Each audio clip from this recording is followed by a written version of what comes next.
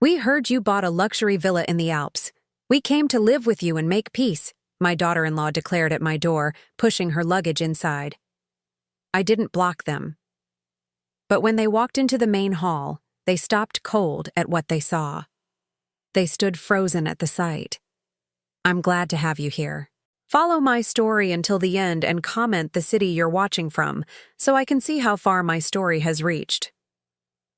I was arranging the last of the wildflowers in the main hall when I heard the car engine echoing through the Alpine Valley. The sound cut through the peaceful afternoon like a blade, sharp and unwelcome. I paused, my hand still gripping the stems of purple lupines, and listened as the vehicle climbed the winding gravel road toward my sanctuary. No one was expected today. The women staying at the center had gone into town for their weekly therapy session, and I cherished these quiet Saturday afternoons when I could tend to the flowers and breathe in the mountain air without interruption. At 59, I had finally learned the value of solitude. The engine grew louder, closer. Through the tall windows that framed the main hall, I caught a glimpse of a sleek black sedan making its way up the final curve. My stomach tightened with an inexplicable dread. Something about that car, something about the way it moved with such presumptuous confidence, set every nerve in my body on edge. I set down the flowers and smoothed my cotton dress, the same powder blue one I had worn to my divorce proceedings 15 years ago. It felt appropriate somehow, like armor for whatever battle was about to unfold. The car doors slammed shut with expensive-sounding thuds. 2 sets of footsteps crunched across the gravel, moving with purpose toward my front door. I recognized that walk before I even saw the faces. Preston's measured stride, the one he had inherited from his father, and beside it, the sharp click of designer heels that could only belong to Evangeline. My son and daughter-in-law had found me. The doorbell chimed its gentle melody, the same soft tune that welcomed broken women seeking refuge. How ironic that it now announced the arrival of the 2 people I had spent 4 years trying to escape. I took a deep breath, tasting the lavender-scented air of my haven, and walked to the door. My hand hesitated on the brass handle for just a moment. I could pretend I wasn't home. I could slip out the back entrance and disappear into the mountain trails until they gave up and left. But no, I was done running from Preston and his wife, done cowering, done being the convenient target for their cruelty. I opened the door. "Hello, Mother," Preston said, his voice carrying that familiar blend of condescension and false warmth that had always made my skin crawl. At 34, he had grown into a perfect replica of his father, tall, imposing, with steel-gray eyes that never seemed to see me as anything more than an inconvenience. Beside him, Evangeline stood like a porcelain doll come to life, all sharp angles and calculated beauty. Her platinum blonde hair was pulled back in a severe chignon, and her red lips curved in what might have been a smile if there had been any warmth behind it. "Annette," she said, my name dripping from her tongue like poison. She never called me mom or mother, had made it clear from the beginning of her marriage to Preston that she considered me beneath such familial courtesy. "We heard you bought a luxury villa in the Alps," Evangeline continued, her eyes already scanning past me into the house with obvious approval. "We came to live with you and make peace." Before I could respond, before I could even process the audacity of her words, they were moving. Preston hefted 2 large designer suitcases from behind them, while Evangeline pushed past me into the entryway, her heels clicking against the hardwood floors like the countdown to an execution. "Make peace," I repeated, my voice barely above a whisper. The irony wasn't lost on me. For 4 years, I had tried to make peace. I had endured their snide comments about my modest apartment, their criticism of my career choices, their constant implications that I was a burden on their perfect life. I had smiled through dinner parties where Evangeline introduced me as Preston's mother, the one who never quite figured things out. I had bitten my tongue when they forgot my birthday, ignored my calls, and treated me like an embarrassing relative they were obligated to tolerate. And now that I had finally found something good for myself, they wanted to make peace. "Don't just stand there, Mother," Preston said, maneuvering his suitcases through the doorway. "Help us with the luggage. This mountain air must be making you slow." I stepped aside, not because I wanted to help them, but because I was too stunned to do anything else. They moved through my sanctuary like conquistadors claiming new territory, their expensive clothes and entitled attitudes as out of place as wolves in a flower garden. Preston wheeled his suitcase toward the main hall, Evangeline close behind him, her sharp eyes cataloging everything she saw. I watched them go, my heart hammering against my ribs, and wondered if this was how deer felt in the moment before the hunter's shot. They reached the archway that led into the main hall, the heart of my sanctuary, where I had spent countless hours listening to women share their stories of survival and healing. Preston stepped through first, his mouth already open to make some cutting remark about my decorating choices or the simplicity of the furnishings. But the words died in his throat. Evangeline, following half a step behind, froze mid-stride. Her perfectly composed mask slipped for just an instant, revealing something that might have been confusion or shock.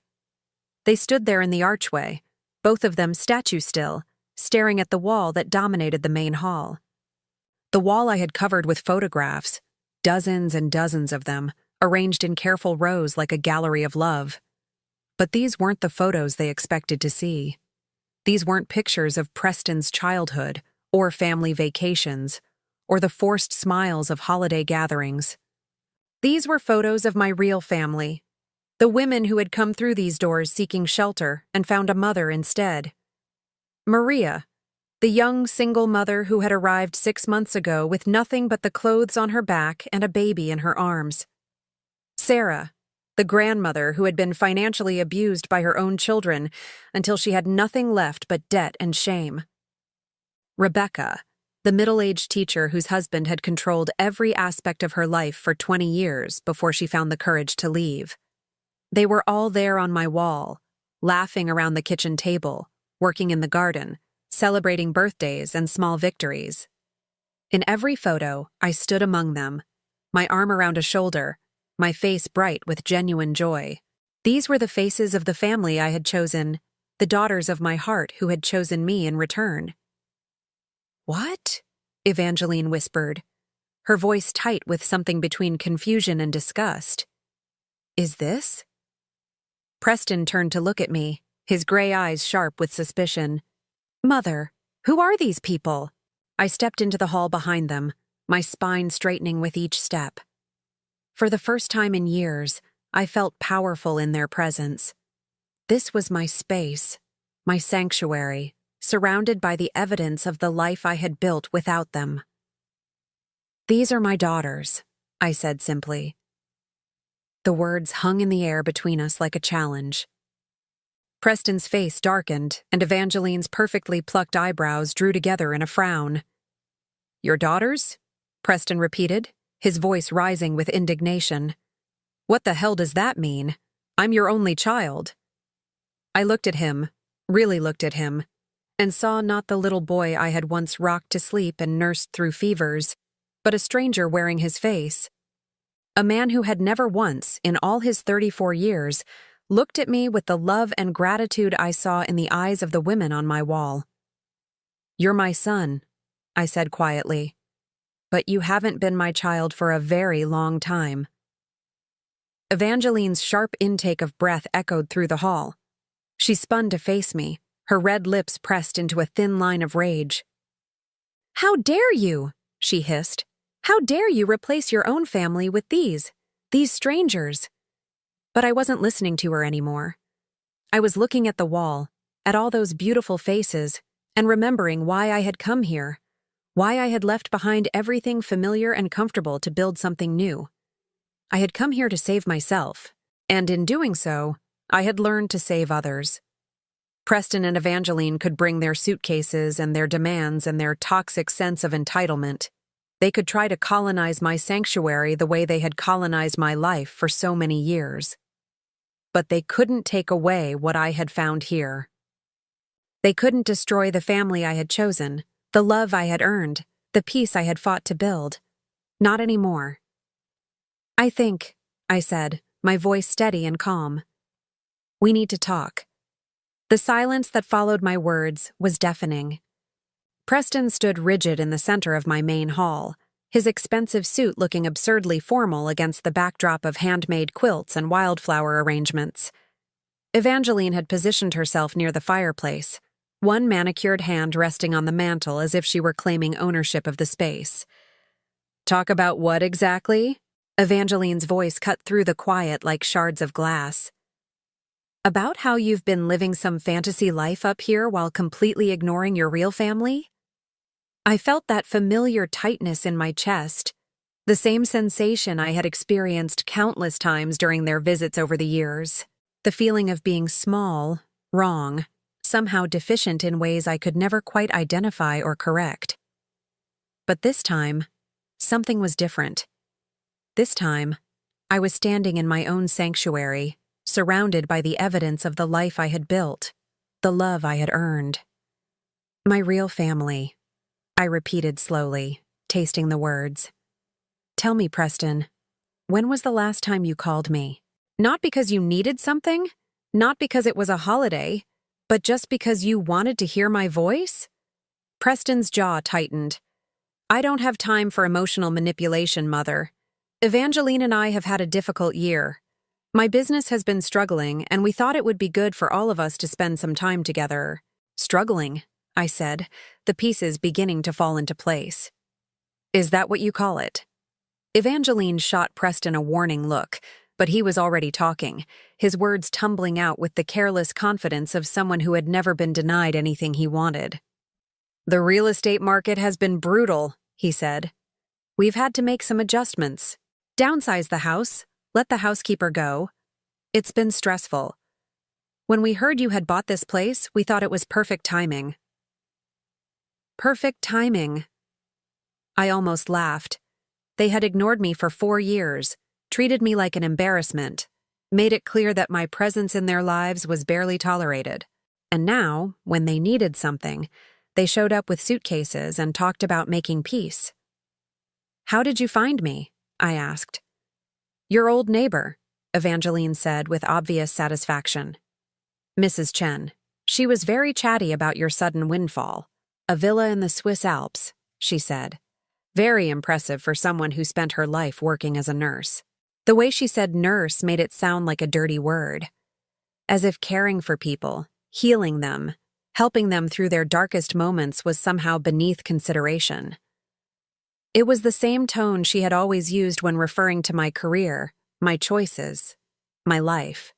"I worked as a nurse for 37 years, I said quietly. "I saved lives. I held hands with dying patients so they wouldn't be alone. I helped bring new life into the world. I'm proud of that work." "Of course you are," Evangeline said, her voice dripping with condescension. "And now you get to play house with all these random women. How fulfilling for you." She gestured dismissively at the photographs covering the wall. In one frame, Maria beamed at the camera while holding her 6-month-old daughter. In another, Sarah knelt in the garden, her hands dirty with soil, her face bright with accomplishment. Every picture told a story of healing, of women finding their strength again after being broken by people who were supposed to love them. "They're not random women," I said, my voice growing stronger. "They're survivors. They've been through hell, and they're rebuilding their lives, just like I was rebuilding mine." "Was rebuilding?" Preston caught the past tense immediately. "What does that mean?"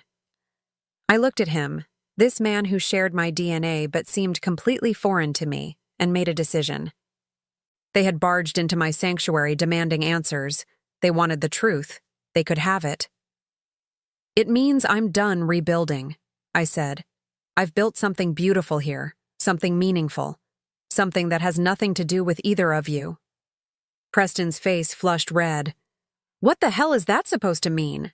"It means that for 4 years, I've been learning what it feels like to be appreciated, to be needed, not for my money or my willingness to absorb abuse, but for who I am. These women see me as a source of strength, of wisdom, of comfort. They call me when they're scared. They ask my advice when they're confused. They celebrate with me when they have good news.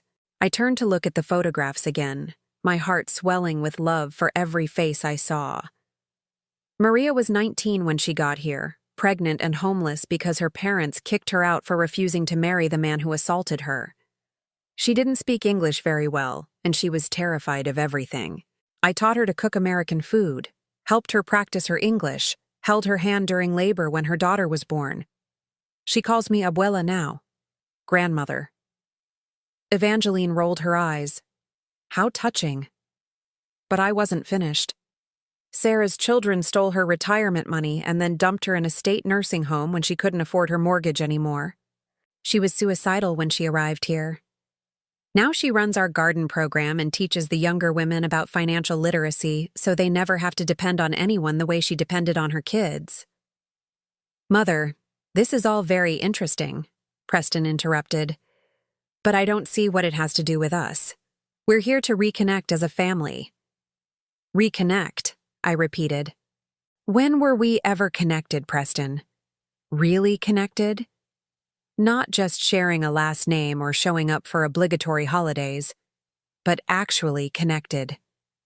He opened his mouth to answer, but nothing came out.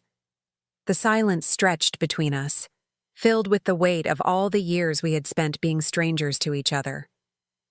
You want to know the truth? I continued.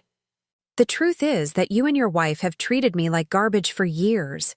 You've made it clear that I embarrass you, that my life is somehow lacking, that I'm a burden you're forced to carry. And I accepted it. I told myself that family was family, that blood mattered more than how you treated me. My voice was rising now, 30 years of swallowed words finally breaking free. But these women taught me something. They taught me that family isn't about DNA or legal obligations. It's about love, respect, mutual support. It's about showing up for each other not just when it's convenient, but when it's hard. It's about seeing the best in each other instead of constantly pointing out flaws. Oh, please, Evangeline snapped. Spare us the inspirational speech. You're living in some kind of delusion if you think these charity cases are your real family. Charity cases? The words hit me like a slap. Is that what you think? That these women are somehow less than you? Aren't they? She shot back.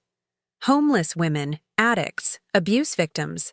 What exactly do they contribute to your life besides making you feel needed?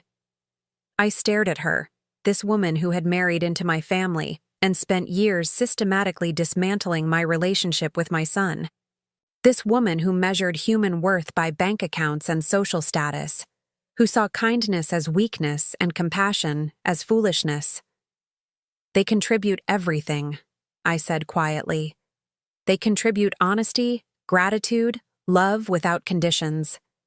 They contribute their stories, their strength, their hope. They contribute the kind of family bond that can't be bought or inherited. It has to be earned. I walked closer to the wall of photographs, my fingers tracing the frame around a picture of all of us together at Christmas last year. We had made dinner from scratch, sung carols around the piano, exchanged handmade gifts. It had been the most beautiful Christmas of my life. You want to know why I never told you about this place? I said, turning back to face them. Because I knew you'd react exactly like this. With judgment, with disdain, with complete inability to understand why anyone would choose love over luxury. Preston's face was dark with anger. So what are you saying? That we're not welcome here? That you're choosing these strangers over your own son? I'm saying that you made your choice about our relationship a long time ago. You chose to see me as an obligation instead of an opportunity. You chose criticism over compassion, judgment over understanding. And now you want to waltz in here because you need something and suddenly I'm supposed to forget all of that? Evangeline pushed herself away from the mantel, her eyes blazing with fury. You're being ridiculous, Annette. We came here to rebuild our relationship, and you're throwing it back in our faces because of some misguided sense of martyrdom. Martyrdom? I laughed, but there was no humor in it. You think this is martyrdom? This is liberation. For the first time in my adult life, I'm surrounded by people who value me for who I am, not what I can provide them. The truth was pouring out of me now like water from a broken dam. All the years of hurt, of trying to be good enough, of accepting crumbs of affection and calling it love. You want to stay here? I continued. Fine, but you need to understand what this place is. This isn't a luxury villa where you can hide from your problems and expect me to take care of you. This is a recovery center for women who have been abused, neglected, and abandoned by their families. I saw Preston's face change, saw understanding dawn in his eyes along with something that looked like horror. You don't live in a luxury villa at all, do you? He said slowly. I smiled, and for the first time since they had arrived, I felt completely at peace. No, Preston, I don't. The color drained from Preston's face so quickly I thought he might faint. Evangeline's perfectly applied makeup couldn't hide the shock that flickered across her features before she quickly composed herself, but not before I caught it, that moment of pure panic. What do you mean you don't live in a luxury villa? Preston's voice cracked slightly on the last word. I walked to the large windows that overlooked the valley, where the afternoon sun cast long shadows across the meadow. From here you could see the small cabins scattered throughout the property, each one a safe haven for women rebuilding their lives. I mean exactly what I said. This isn't my private residence, Preston. This is Haven Springs Recovery Center. I founded it 3 years ago with my life savings, and a loan I'm still paying off. The silence behind me was so complete I could hear the grandfather clock in the corner ticking away the seconds. Finally, Evangeline found her voice. Recovery center for what? The words came out strangled, as if she already knew the answer but desperately hoped she was wrong. I turned back to face them. These two people who had driven 4 hours into the mountains expecting to find luxury and comfort, only to discover they had stumbled into something they couldn't understand or control. For women escaping domestic violence, for mothers who lost everything protecting their children, for elderly women whose own families abandoned them after draining their bank accounts. I paused, letting each word sink in. For women like me, who spent decades being told they weren't good enough, smart enough, important enough to deserve respect. Preston sank into one of the worn but comfortable armchairs we had arranged in a circle for group therapy sessions. His expensive suit looked ridiculous against the hand-knitted throw pillows, like a snake trying to hide among flowers. But Mrs. Chen said you had money, he said weakly. She said you bought a villa.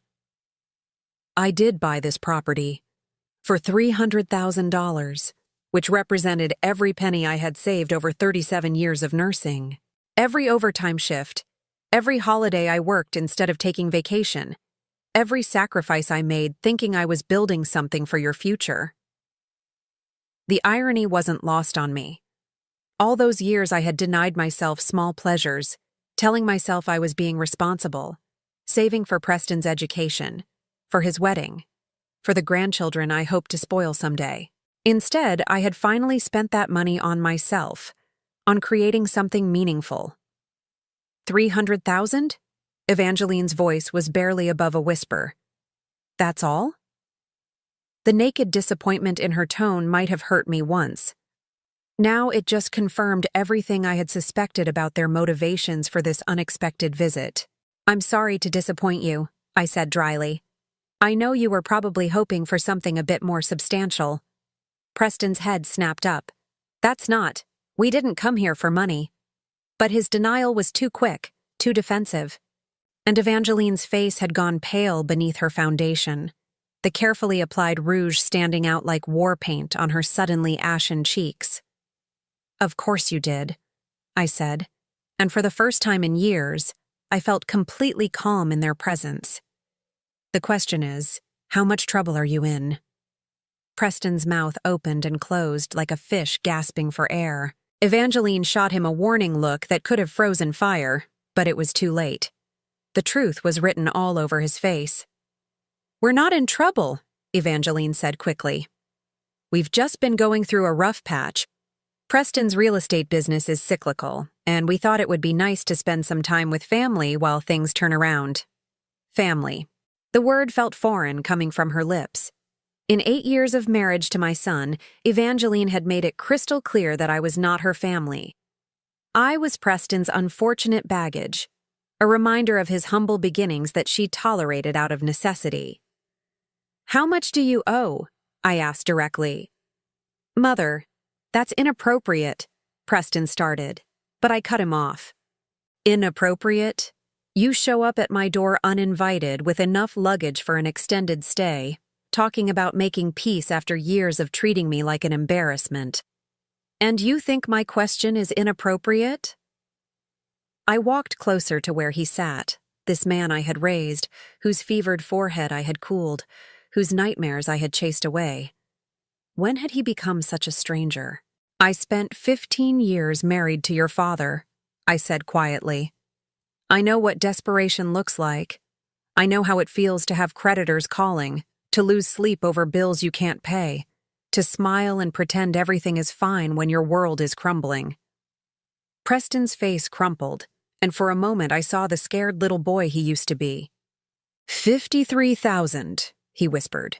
$53,000 in what? Credit card debt? Business loans?" "Credit cards," Evangeline answered, her voice tight with shame. "And some personal loans. The business hasn't turned a profit in 18 months. We've been living on credit, thinking things would turn around." I felt a familiar tightness in my chest, the same feeling I used to get when Preston was small and had hurt himself. The instinct to fix, to help, to make the pain go away. But I was older now, and hopefully wiser. "So you decided to come here and what? Move in with me until you got back on your feet? Live off my generosity while you figured things out?" "We thought we could help each other," Preston said, his voice gaining strength as he warmed to his story.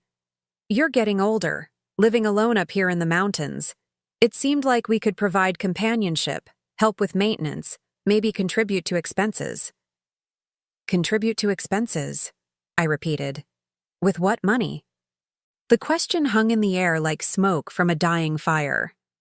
Through the large windows, I could see Sarah in the garden, teaching 2 of the newer residents how to plant herb seedlings. She was 68 years old, her hair silver white in the afternoon sun, her face creased with laugh lines earned through surviving her children's betrayal and finding joy again. "You want to know the difference between you and the women who live here?" I said, my voice soft but steady. "They're honest about their situations. They don't show up with elaborate stories about wanting to spend time together or help each other. They say, 'I have nowhere to go. I have nothing left. I need help.' They ask instead of demanding. They're grateful instead of entitled."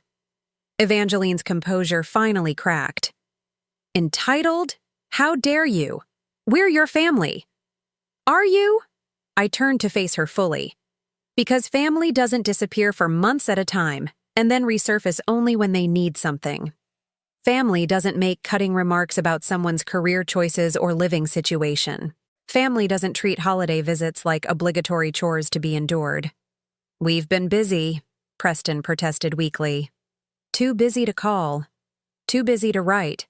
Too busy to remember my birthday 3 years running. But not too busy to Google my address and drive 4 hours when you thought I might have something you could use." The truth was settling over the room like dust after an explosion.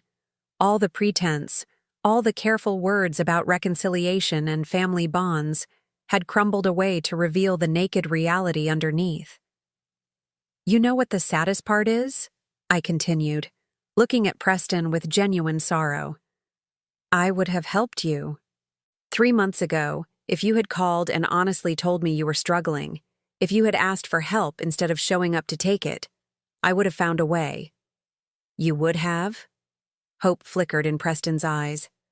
"I would have liquidated my emergency fund. I could have given you 15,000, maybe 20. Enough to get you stabilized while you figured out a real plan." Evangeline's sharp intake of breath told me she was doing the math. $15,000 wouldn't solve their problems, but it would have bought them time. "But you didn't ask," I said. "You assumed. You planned. You showed up here expecting to move into what you thought was my luxury villa and live off my success without ever acknowledging your failures or asking permission. Through the windows, I watched as Maria emerged from one of the cabins, her baby daughter on her hip. She waved at Sarah in the garden, called out something that made the older woman laugh. This was what family looked like. People choosing to be there for each other. People finding joy in simple moments.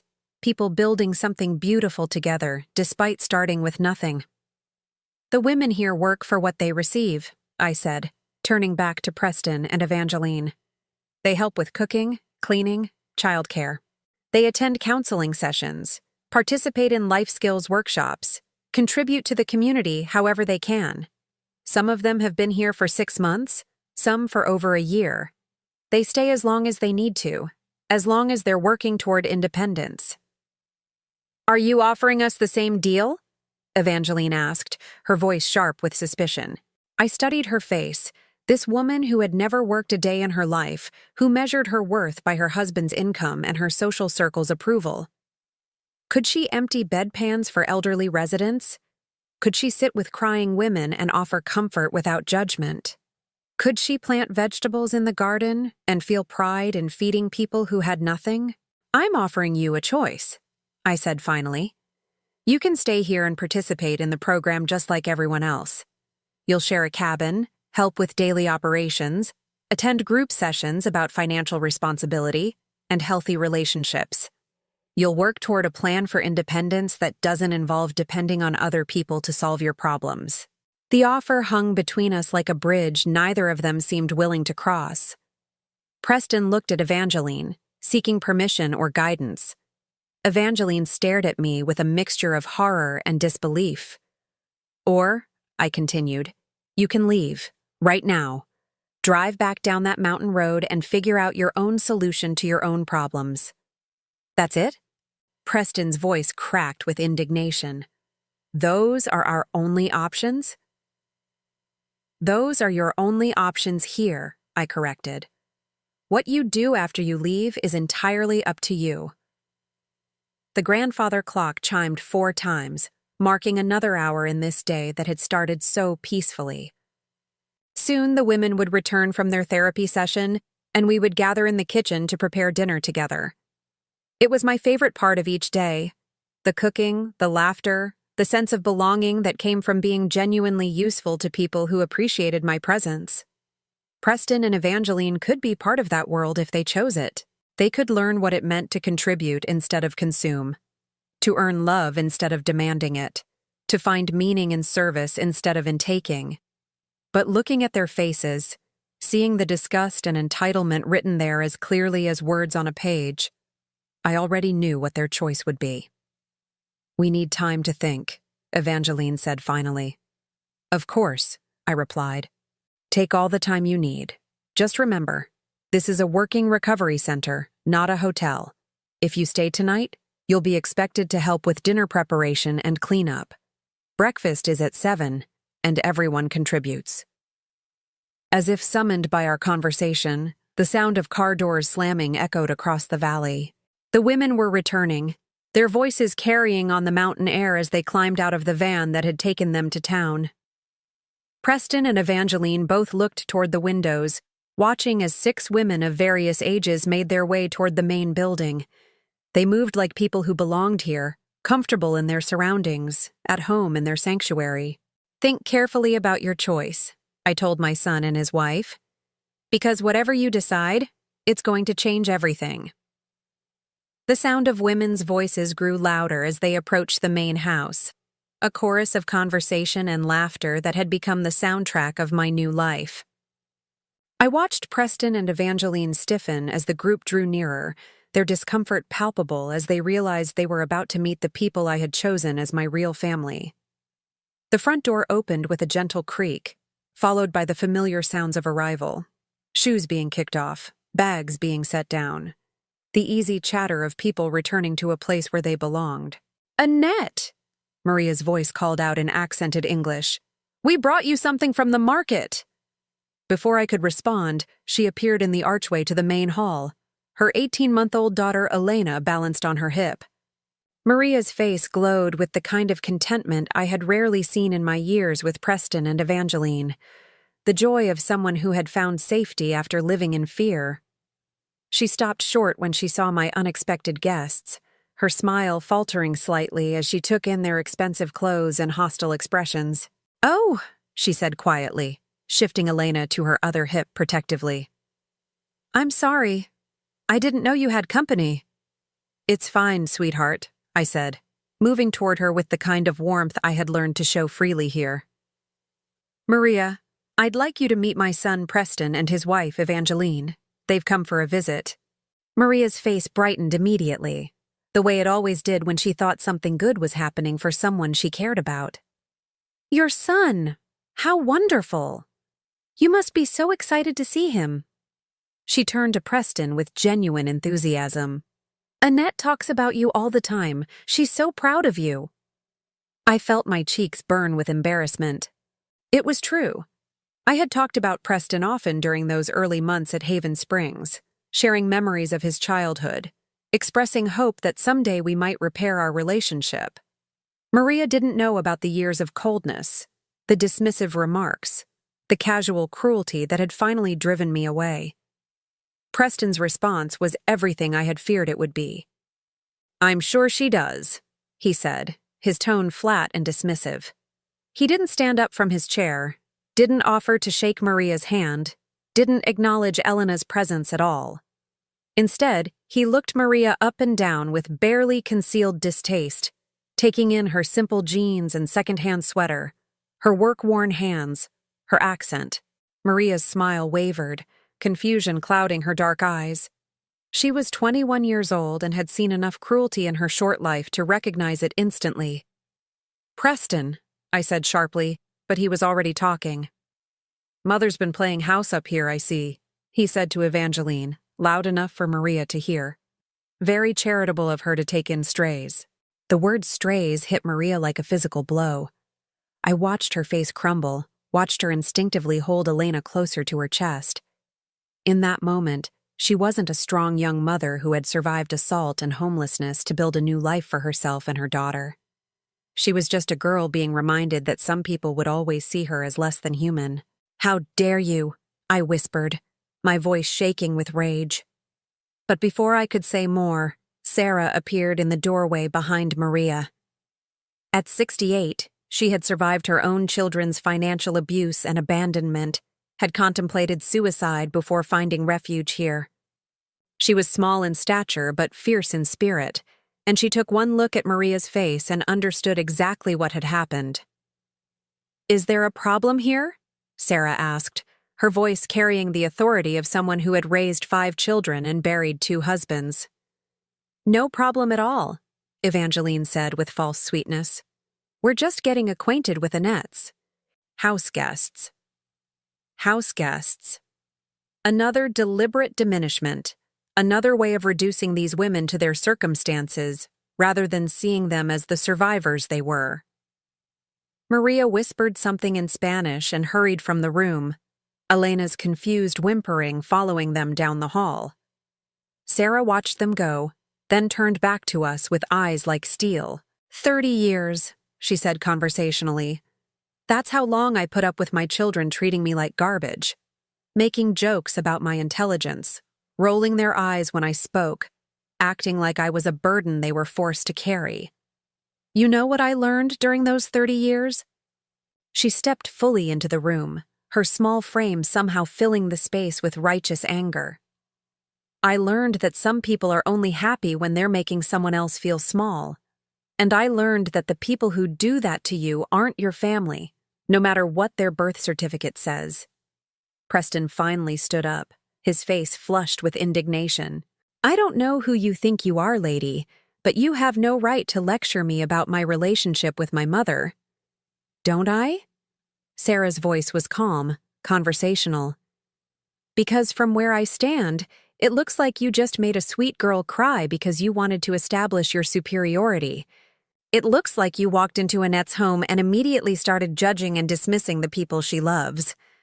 That tells me everything I need to know about what kind of son you are." "What kind of son I am?" Preston's voice rose dangerously. I'm the son who put up with her dramatic nonsense for years. I'm the son who included her in family events even when she embarrassed us. I'm the son who drove 4 hours to try to have a relationship with her, only to find out she's been wasting her money on charity cases instead of thinking about her own family's future. The words poured out of him like poison from a wound, revealing everything ugly and toxic that had been festering inside him for years. And with each word, I felt the last threads of love I had held on to finally snap. Charity cases, Sarah repeated slowly. Is that what you think we are? By now, the commotion had drawn others. Rebecca appeared next to Sarah, her teacher's instincts making her assess the situation quickly. Behind her, I could see 2 other residents hovering in the hallway, their faces tight with the anxiety of women who knew what it felt like to be on the receiving end of cruelty. Let me tell you about charity cases, Rebecca said, her voice carrying the authority of someone who had spent 20 years educating children. Maria speaks 3 languages and was 2 semesters away from her nursing degree when her ex-boyfriend started stalking her. She's been taking online classes while caring for her daughter and working in our garden program. Next month, she starts a paid internship at the community clinic. She gestured toward Sarah. Sarah built a successful catering business from nothing and ran it for 15 years before her children convinced her she was too old to handle her own finances. She's been teaching our financial literacy workshops and helping 3 other women start their own small businesses. Preston and Evangeline were both staring now, clearly uncomfortable with being confronted by the reality of the women they had dismissed as beneath their notice. And I, Rebecca continued, spent 20 years as an award-winning high school principal before my husband convinced me I was worthless, stupid, incapable of surviving without him. I believed him for so long that when I finally left, I had no idea how to write a check or use an ATM. Sarah taught me. Maria helped me practice Spanish so I could communicate with non-English speaking parents. Annette held my hand through panic attacks and reminded me daily that I was worth saving. She took a step closer to Preston, and I was reminded that she had spent decades dealing with entitled teenagers and their equally entitled parents. So, when you call us charity cases, she said quietly, you're calling your mother a fool for seeing our potential when no one else would. You're dismissing not just us, but her judgment, her compassion, her ability to recognize strength in broken people. The room fell silent except for the ticking of the grandfather clock and Elena's distant crying from somewhere down the hall. Evangeline's face had gone white beneath her makeup, and Preston looked like he was struggling to breathe. This is ridiculous, Evangeline finally burst out. We didn't come here to be lectured by a bunch of what? I asked quietly. Finish the sentence, Evangeline. A bunch of what? But she couldn't say it, couldn't voice the ugly words that were clearly in her mind. Instead, she turned on Preston with the fury of someone whose carefully laid plans had been shattered. This is your fault, she hissed at him. You said she had money. You said she was living in luxury. You made me think this would solve our problems. I thought it would, Preston shot back. How was I supposed to know she'd lost her mind and turned into some kind of saint? Saint. The word dripped with contempt, as if compassion was a character flaw, as if choosing to help others was a sign of mental illness. I think, Sarah said conversationally, that it's time for you to leave. You don't get to tell us to leave, Preston snapped. This is my mother's house. No, I said, my voice cutting through the tension like a blade. This is my house, my center, my sanctuary, and I'm telling you to leave. The words fell into the silence like stones into still water. Preston's face cycled through confusion, disbelief, and finally rage. You're choosing them over me? He asked, his voice cracking with disbelief. Your own son? I looked at him, really looked at him, and saw not the child I had raised, but the man he had chosen to become. A man who could make a young mother cry for sport. A man who could walk into someone else's sanctuary, and immediately start tearing it down. A man who measured his own worth by how effectively he could diminish others. "I'm choosing love over cruelty," I said simply. "I'm choosing respect over entitlement. I'm choosing the family that chose me back." Preston's face crumpled, but not with sadness, with rage. Pure, incandescent rage at being denied what he felt was rightfully his. "You'll regret this," he said, his voice low and threatening. "We drove all the way up here to give you another chance, and you're throwing it away for these people. When you're old and sick and alone, don't come crying to us." The threat hung in the air like smoke from a fire that had burned too long. But instead of fear, I felt something unexpected rising in my chest. Relief. The pretense was finally over. The polite fiction that we were a loving family was finally dead. "I won't be alone," I said quietly. "I'll never be alone again." And as if summoned by my words, I felt a small hand slip into mine. Maria had returned, her face still streaked with tears, but her chin raised with defiant courage. Elena was balanced on her other hip, reaching her tiny fingers toward the colorful scarf Sarah wore around her neck.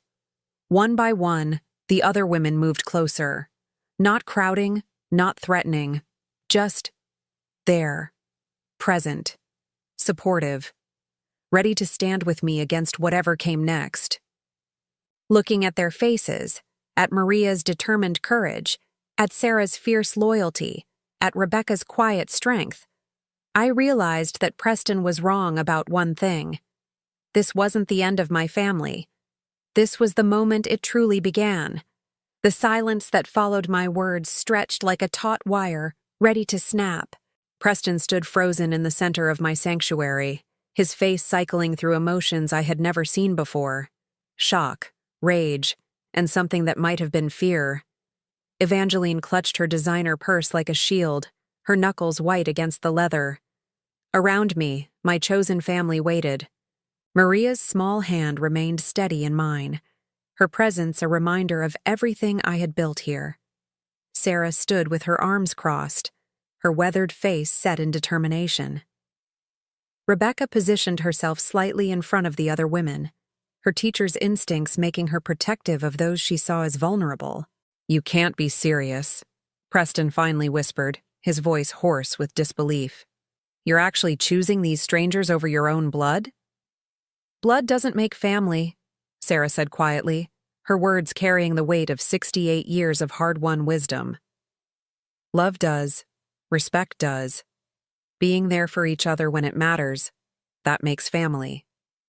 Preston whirled on her, his face contorting with ugly rage.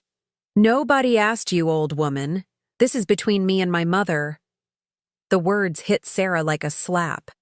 I saw her flinch, saw the hurt flash across her features before she could hide it. At 68, she had been called worse things by her own children, but it still cut deep. That was the moment something inside me finally broke. Not shattered. That had happened years ago, slowly, piece by piece with each dismissive comment and cruel slight. This was different. This was the clean, sharp break of a chain that had bound me for too long. "Get out," I said, my voice deadly calm. Preston blinked. "What?"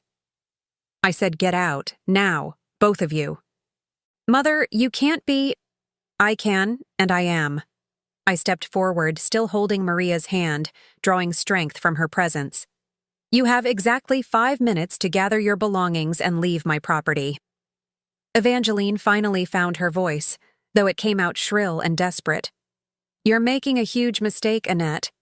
We came here to help you, to be a family, and you're throwing it away for these people who are just using you." "Using me?" I almost laughed. "Maria gets up at 5 every morning to help prepare breakfast for everyone. She's learned to can vegetables from our garden so we have food through the winter. She reads to the elderly woman in cabin 3 who has failing eyesight. How exactly is she using me?" "She's homeless," Evangeline shot back. "She has nowhere else to go. Of course she's going to act grateful and helpful. What choice does she have?" Maria's grip tightened on my hand, But when I looked at her, I saw not hurt, but pity. Pity for a woman who couldn't understand that gratitude could be genuine, that help could be offered without expectation of repayment. "You're right," Maria said quietly, her accent making her words sound like music after Evangeline's harsh tones. "I was homeless. I had nowhere to go. But Annette didn't just give me a place to sleep, she gave me hope. She saw something in me that I couldn't see in myself." She shifted Elena to her other hip, the little girl babbling contentedly as she played with her mother's necklace. "Before I came here, I thought I was broken, used up. That man, he made me believe I was nothing. But Annette, she told me every day that I was strong, that I was worthy of love, that I had a future. She helped me see that what happened to me didn't define me." Maria's voice grew stronger as she spoke, the tremor of old fear replaced by quiet confidence. "Next month, I start working at the clinic full-time. In 2 years, I finish my nursing degree. In 5 years, I want to open my own practice in an underserved community, helping other women like me. None of that would be possible without Annette believing in me first." She looked directly at Preston, her dark eyes fearless. "So yes, I needed her help, but she needed mine too. She needed to remember what it felt like to be appreciated, to be valued for who she is instead of what she can provide. We saved each other."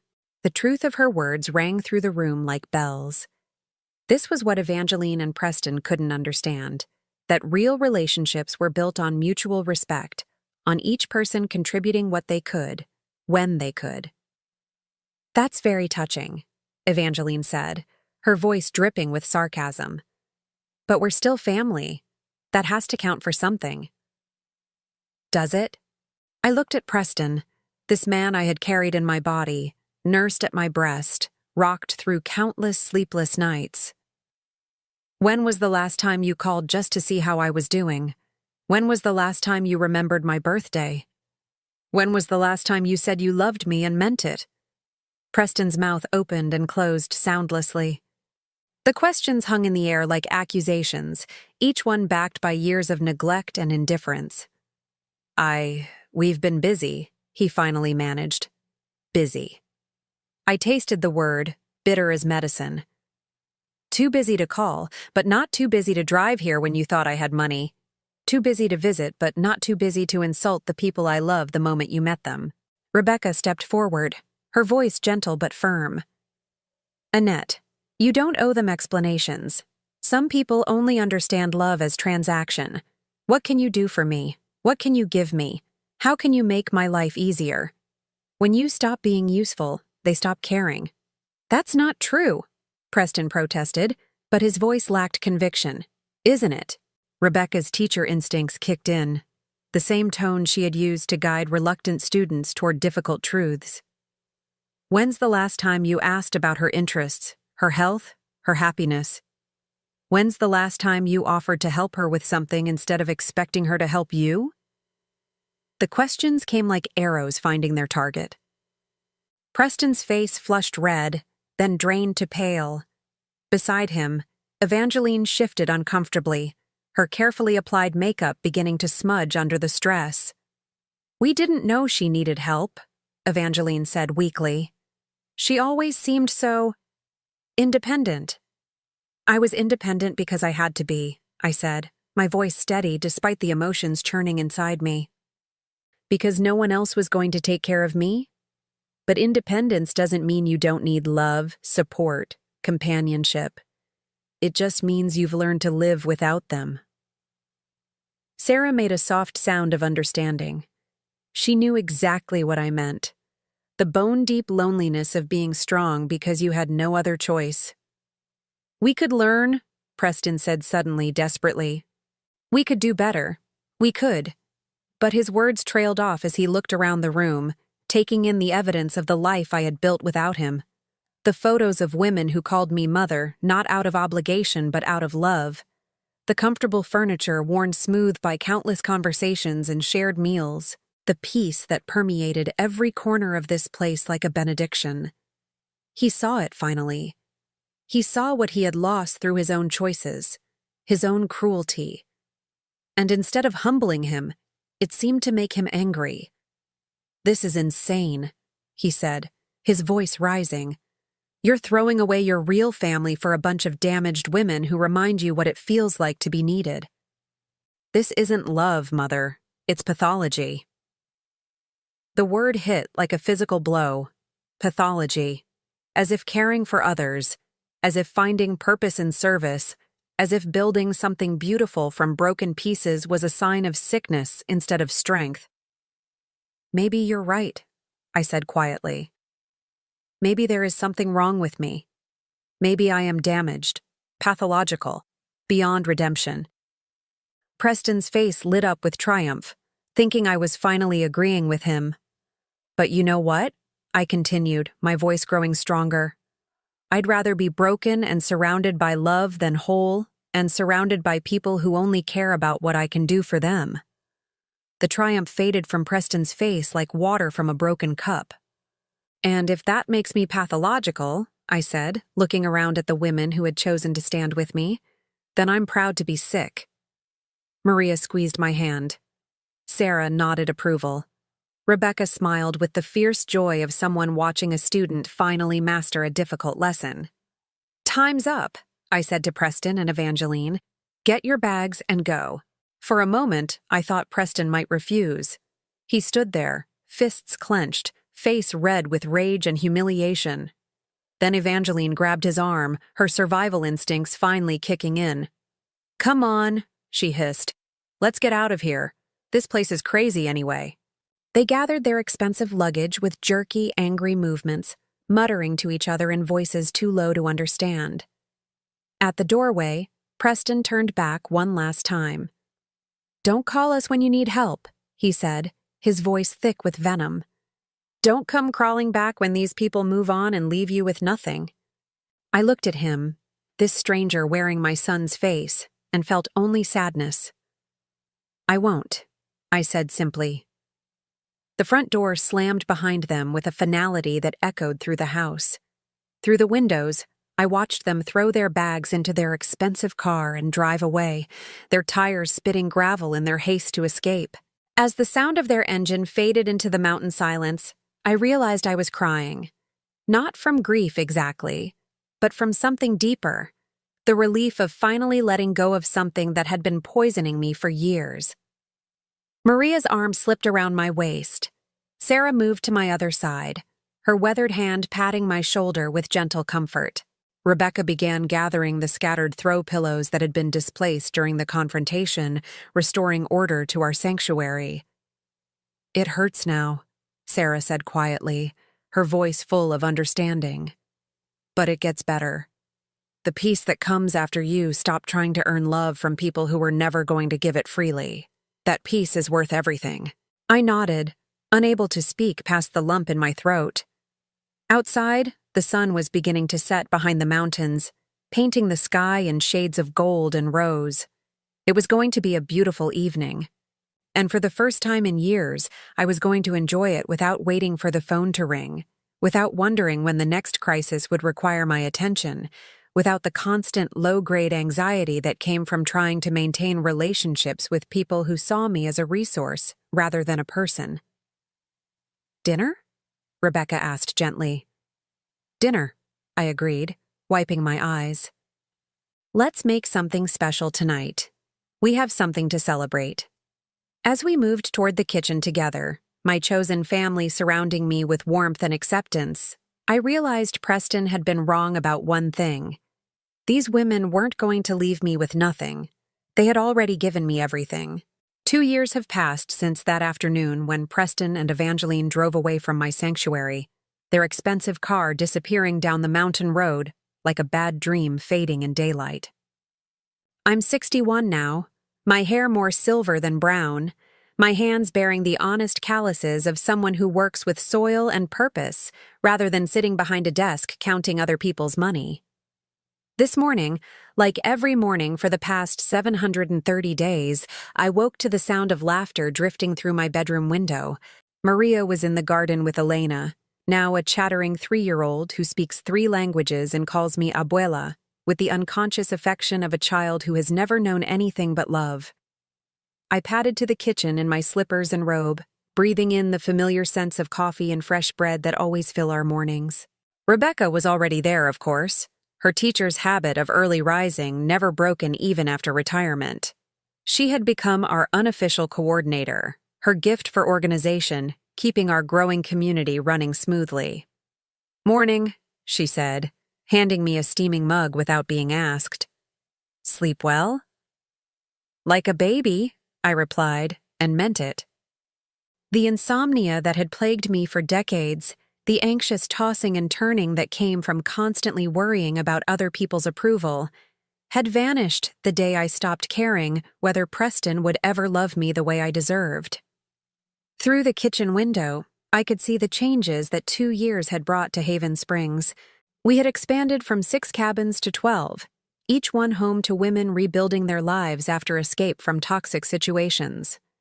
The garden that had started as Sarah's small herb plot now covered 2 acres, providing fresh vegetables for our table and surplus for the local food bank. Sarah herself had become something of a local celebrity, her financial literacy workshops now attended by women from 3 counties. At 70, she moved through our community like a benevolent general, organizing and teaching and nurturing with the fierce efficiency of someone who had found her calling late in life. "Any word from the state inspector?" I asked Rebecca, settling at the kitchen table with my coffee. "She'll be here next week for the final review," Rebecca replied, unable to hide her excitement. "If we pass, and we will, Haven Springs officially becomes a licensed residential facility. That means state funding, insurance reimbursements, the ability to help twice as many women." The achievement felt surreal. When I had first bought this property with my life savings, I had no grand plan beyond creating a place where broken women could heal. Now we were on the verge of becoming an official part of the state's network of domestic violence resources, with a waiting list that stretched for months. "Maria's been accepted to the nurse practitioner program," Rebecca added, her pride evident. "Full scholarship, plus they're letting her continue working at the clinic part-time." I smiled, warmth spreading through my chest like sunshine. Maria had been my first success story, the terrified 19-year-old who had arrived with nothing but a baby and a broken spirit. Now she was 23, confident and capable, planning to specialize in trauma-informed care for assault survivors. She would change lives the way her own life had been changed. The front door opened with its familiar creak, followed by the sound of footsteps and Sarah's voice calling out, "Annette? You have a visitor." I frowned, checking the kitchen clock. 7:30 in the morning was unusually early for visitors, and we weren't expecting any new residents until next week. "I'll be right there," I called back, quickly braiding my hair and pulling on a sweater. Rebecca followed me to the main hall, where Sarah stood near the entrance wearing an expression I couldn't quite read. Standing beside her was a young woman, maybe 25, with dark hair and nervous eyes. She clutched a small overnight bag in one hand and a folded piece of paper in the other. "This is Jennifer," Sarah said gently. "She says someone told her about us, recommended she come here." Jennifer looked up at me with the hollow-eyed desperation I had seen so many times over the past 2 years.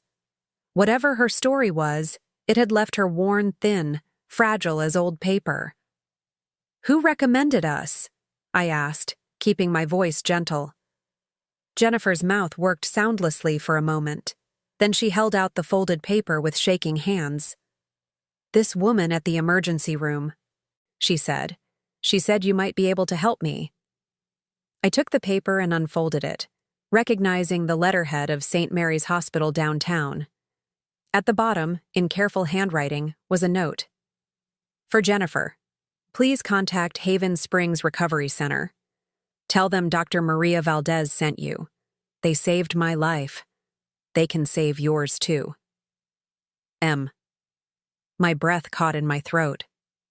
Dr. Maria Valdez.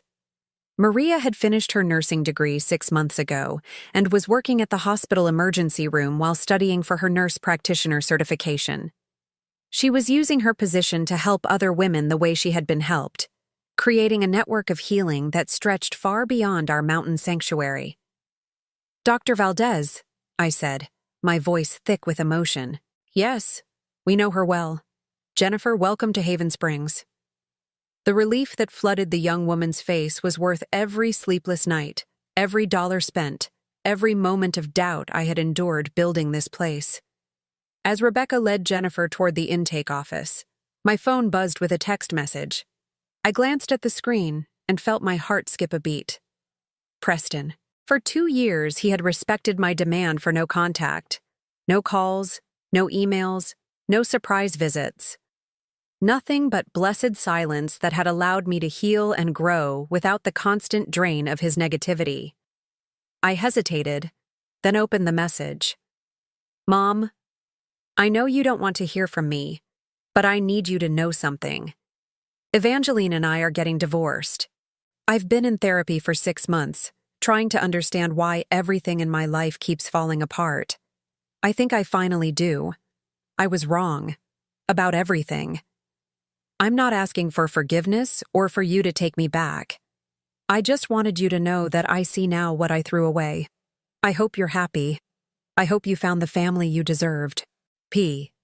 I stared at the message for a long time, reading it over and over.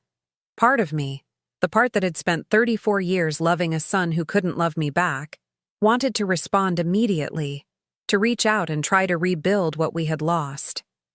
But the wiser part of me, the part that had been nurtured and strengthened by 2 years of genuine love and appreciation, knew better. Some relationships couldn't be rebuilt. Some damage went too deep to repair. Preston's recognition of his mistakes was a step toward his own healing, but it didn't erase the years of pain he had caused or create an obligation for me to let him hurt me again. I deleted the message without responding. "Everything okay?" Rebecca asked, returning from getting Jennifer settled. "Everything's perfect," I said, and meant it completely. Later that morning, I stood in the garden with Elena, teaching her to identify the different herbs by smell while Maria worked nearby, her stethoscope visible in the pocket of her scrubs. She was between shifts at the hospital, using her break to help with the greenhouse project. "Abuela," Elena said suddenly, tugging on my hand. "Why do the sad ladies come here?" "Out of the mouths of babes." I knelt down to her level, studying her serious little face. At 3, she was already remarkably perceptive, having grown up surrounded by women who were healing from trauma. "Because sometimes," I said carefully, "people get hurt by other people who are supposed to love them. And when that happens, they need a safe place to remember how strong they are." Elena nodded solemnly, as if this made perfect sense to her. "Like when I fall down and Mama kisses it better?" "Exactly like that," I said, my throat tight with emotion. "Except sometimes the hurt is on the inside, so it takes longer to heal." "But you help them," Elena said with the absolute confidence of a child who had never known anything but security and love. "We help each other," I corrected gently. "That's what family does." As if summoned by the word family, Sarah appeared around the corner of the greenhouse, her arms full of fresh lettuce for lunch. Behind her came Jennifer, looking less hollow-eyed already after just a few hours in our sanctuary. "Lunch in 20 minutes, Sarah announced. "Jennifer's going to help me make soup." I watched them head toward the kitchen together. This 70-year-old woman who had survived financial abuse from her own children, now mentoring a young woman just beginning her journey to freedom. It was beautiful in its simplicity. Broken people helping other broken people, creating something whole and healthy from their shared pain. That afternoon, as I often did when the daily work was finished, I climbed the hill behind our main building to the small bench that overlooked the entire property. From here, I could see all 12 cabins, the expanded garden, the workshop where women learned job skills, the playground where children like Elena could be children without fear. It was a far cry from the luxury villa Preston and Evangeline had expected to find.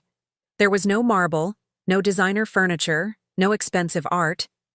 But there was something more valuable than any of those things: peace. The kind of deep, soul-level peace that came from living according to your values, from being useful to people who genuinely appreciated your presence. My phone buzzed again, and for a moment my chest tightened, thinking it might be another message from Preston. But this one was from an unknown number. "Mrs. Annette, this is Carol Williams. Dr. Valdez gave me your information. I'm a caseworker with Child Protective Services, and I have a mother and 2 young children who need immediate placement. Is there any way?" I smiled, already mentally rearranging sleeping assignments to make room for 3 more people who needed sanctuary. This was how it worked now. One success story leading to another. One healed woman reaching back to help the next one. An ever-expanding network of healing and hope. As the sun began to set behind the mountains, painting the sky in shades of rose and gold, I remained on my bench, listening to the sounds of my chosen family preparing dinner together. Laughter drifted from the kitchen windows, along with the clatter of dishes and the buzz of easy conversation. Preston had been wrong about so many things, but perhaps most wrong about this. These women hadn't used me and moved on. They had stayed, in their way. Even those who had graduated from our program and moved into independent lives maintained connections, sending photos and updates, bringing their children for visits, contributing to our community in whatever ways they could. Maria would finish her nurse practitioner degree and likely move away to start her practice, but she would always be my daughter in the ways that mattered. Sarah would age and eventually need care herself, but she would do it surrounded by the love she had earned through service. Rebecca would continue teaching and guiding, sharing her wisdom with each new group of women who needed to learn that they were worth saving. And I would continue to be exactly what I had always been meant to be. Not just a mother, but a nurturer. Not just a provider, but a protector. Not just someone who gave love, but someone who received it in return. The mountain air was crisp and clean, carrying the scent of wood smoke from our fireplace and the last flowers of the season. As I finally rose from my bench to rejoin my family for dinner, I realized that Preston had been right about one thing. I had found the family I deserved, and they had found me. Now I'm curious about you who listened to my story. What would you do if you were in my place? Have you ever been through something similar? Comment below. And meanwhile, I'm leaving on the final screen 2 other stories that are channel favorites, and they will definitely surprise you. Thank you for watching until here, for watching until here, for watching until here, for watching until here, for watching until here, for watching